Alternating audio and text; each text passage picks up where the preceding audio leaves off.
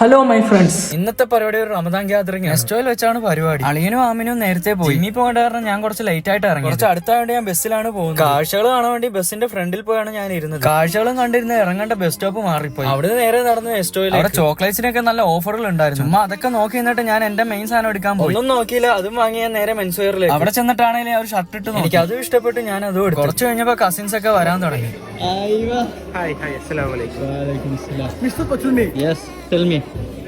പിന്നെ തുരുരാന്ന് എല്ലാരും എത്തി. അവിടുന്ന് നേരെ ഫുഡ് ബുക്കിലേക്ക്. ഇച്ചിരി നേരം കുട്ടികളെയൊക്കെ അവിടെ കളിപ്പിച്ച് നിന്ന്. നമ്മുടെ ഷാദിക്കയുടെ ന്യൂ അറൈവല്. ഈ വരുന്നതാണ് എന്റെ അളി. ന്യൂസ് എന്തോ മിഠായി കഴിച്ച് ഇരിപ്പുണ്ടായി.